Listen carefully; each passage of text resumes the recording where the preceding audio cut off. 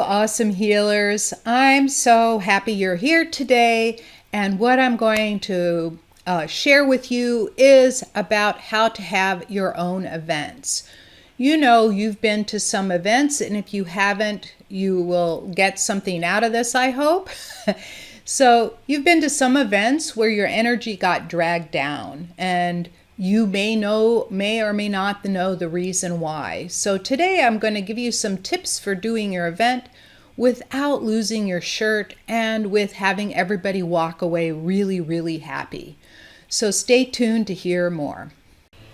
This is Anastasia. I used to be a physics professor specializing in vibrational and quantum physics. After recovering from a serious illness using energy healing on myself, the calling to heal became so strong that I had to quit my 40-year research career. I replaced my 6-figure professor salary within 5 months using a simple but not easy 3-step system that I worked out to grow my healing practice. Now I help other healers grow their practices, whether they're just starting or already have a practice, with this same 3-step system. I'm all about helping you too. Listen in to learn more. Thank you so much for coming. So today I'm going to talk a little bit about how to have a successful event, right? So this is an in-person event. You can also do it online, but an in-person event is way more effective at enrolling your clients. And it's kind of like a meetup, but this time there's a little more something to it. The reason is a meetup will last 1 to 1.5 hours, where your own event you can book like a 6 to 7 hour event. And this is what I would suggest for the first time doing it. Don't think that you can do a 4-day event like some of the big marketers, because 4-day events, including getting a staff to help you and the recording people and booking the hotel room, they can run $30,000, $40,000. And unless you have a proven conversion, meaning a proven system for getting people to join, and as a healer, there are some things you can market, right? You don't have to do classes, so I'm going to explain that in just a minute. But doing a single day event will help you with proof of concept. And then you can start expanding it by inviting other healers and bringing other things into your events. So let's just focus on the 1-day event. So you're going to want to book a hotel space or a meeting space. Now, the good thing about booking the hotel space is they already have liability insurance. So you need to check with them to make sure, because if somebody trips and falls or gets hurt somewhere in the hotel, they can sue you and you can lose your shirt. I heard this story from somebody who did his very first event, and he lost $500,000, which was everything that he had saved up and earned from the last 4 or 5 years, right? So you don't want to do that. So the first thing is you want to give it a name, something that you can focus on. Like I called mine something like Grow Your Love and Money. So it was my love and money event. You want to have something where you have, and you can just put it on a pamphlet or put it on a flyer that you can hand out at your local networking meetings, or that you can advertise in a localized Facebook or on EventBrite or on Craigslist, someplace that you can advertise it cheaply and that already has an engine. I'm not sure whether you can do it on Meetup or not. You'll have to check with that. Okay, so when you book your hotel room, do it for a Saturday. Saturday doesn't have a lot of traffic. I live in Los Angeles. Traffic is something that you need to take into consideration. You might be living in a city that it's not such a bad thing, right? And I would suggest a 6 to 7 hour event. Start it at a relatively late hour, like 10 a.m. That way you give people time to comfortably get up, drive to your place, make sure that you get a parking deal with the hotel or the event space. I found a place that had free parking And the event space didn't cost that much money. I think it was $400 or $500, which isn't much when you compare it to what it would cost to run an all-day, 3-day event. It's a drop in the bucket, right? And one sale will make up for that. And find someone to help you record it, right? You want to have that event recorded so the gems and the pearls of wisdom that you drop, you can then take and cut up and put it on, for example, put it on YouTube or put it on Facebook to help draw more clients to you. And it can be a friend with a phone on a tripod. It doesn't have to be complicated. One of the nice things about a phone, I'm just looking here for mine. I have a little microphone that you attach to your phone, right? You can get these for like $20. This is the back end of it, and then there's the front end of the microphone. I have it here somewhere. Sorry, I'm taking too long. But there's a clip-on microphone. It runs by Bluetooth, and it will feed right into the phone, so you're wearing your mic and you don't have weird sound issues. And so the other thing to do, of course, is to plan out the entire event, right? Mine was 3 hours, lunch, and then 3 hours. You want to plan out the whole event, and plan it out in 90-minute bursts, and in between have a break. And in the break, you can also assign people to meet someone new, ask each other a particular question, and, say the assignment is to meet 2 new people they've never met before. And this really helps raise the frequency of the group. Now, the thing to do, and 90 minutes is just about right, because people will start getting antsy if you start going over time. And I've been to events where someone said it was going to take 2 hours for a certain stretch, and it ended up to be 3.5 because they kept talking. And what happens is that once you start moving past the time that you have allotted to it, I handed out a schedule. Once you start moving out of the time that you have allotted for whatever it is that you're going to do during that session, is that people start getting impatient because you are now starting to go out of integrity. And when you go out of integrity, people start getting really nervous. And in that nervousness, you start losing them. That's where people do not have a good time. I remember an event where it was supposed to finish up by 5 p.m. and 8 p.m. we're still in the room and the blah, blah, blah was happening.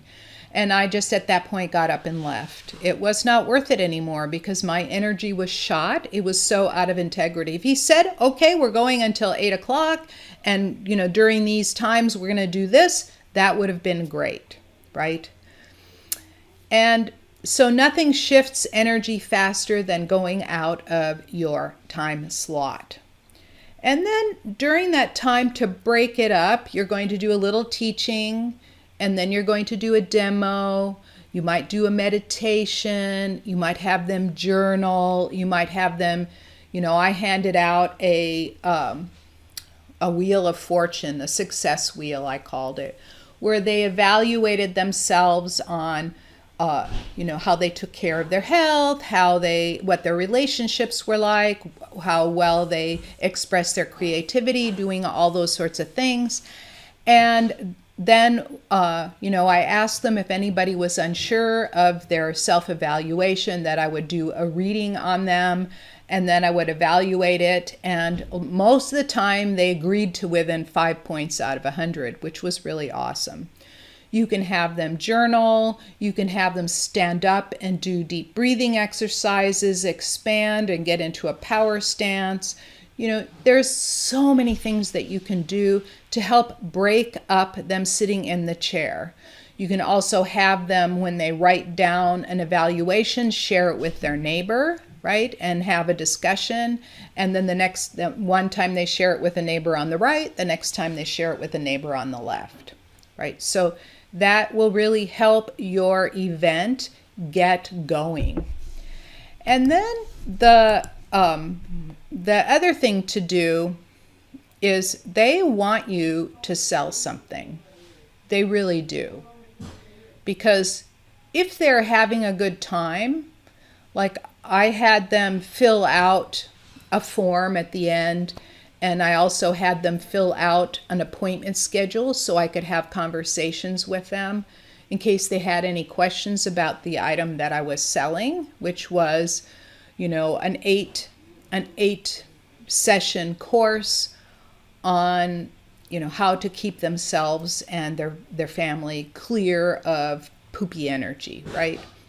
I forget the name of it. I think I called it the Diamond Enrich Life System. So, and I sold it for $497, right? The first time. Then next time I sold it for $697. And in both cases, I had 27 people in the first room and I sold 13 of them.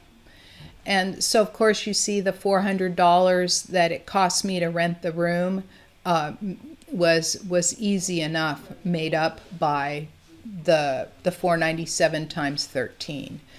And then the next time I had 40 people in the room. Again, I sold half the room and I sold it for $697.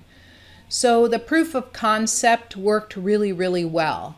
So here are some things that you can offer them. You can offer them group healing.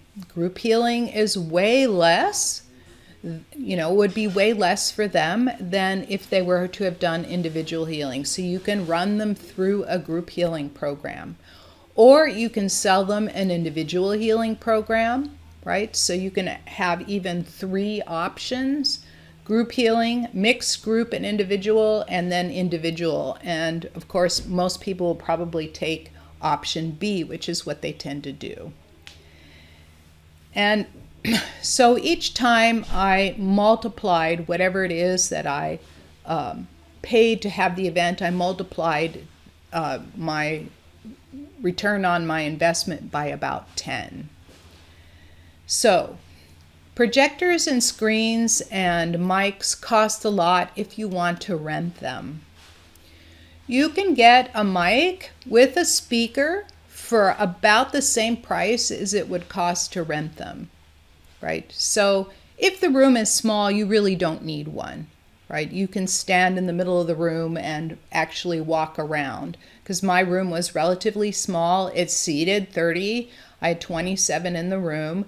And I had round tables. Round tables really is great for people interacting with one another. If you have an oblong table, the problem is that the person at one end doesn't interact with the one at the other. But if you have it round, you can have crosstalk around the round table. So this is something to consider. Of course, the advertising for getting people to the event, you have to be careful, but you can do it by going to networking meetings and advertising yourself. You can do it by putting it up on EventBrite. You can do it by putting it up as a Facebook event and invite everybody on your Facebook list that lives near you. You can do geo-targeting for your event. So there's lots of ways to do it. And of course, make flyers. So the last thing I want to mention is that you want to get people to show up. So the best way to get people to show up is either to charge a small fee, so like $27 or $47, and what happens is only people that really want to will show up, and $27 to $47, they have a little skin in the game and they tend to show up. I had 100% show up rate doing that.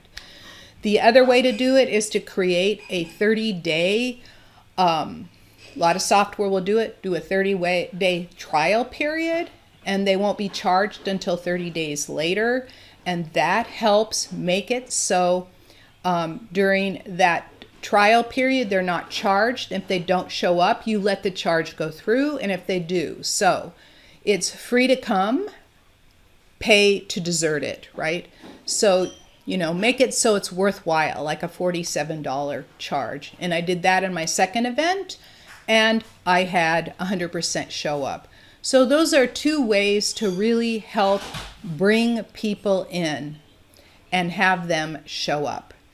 Okay, that's all I have for today. I hope that was helpful. I will see you in the next video. Thank you so much for taking valuable time out of your day to listen in. If you found this message helpful, please help spread the word by giving the broadcast a thumbs up or a 5-star rating. Share it with your friends and be sure to subscribe to my channel with your notifications on. For further training on healing and growing your healing business using my 3-step system, go to www.highpaidhealers.com. And I'll see you in the next video.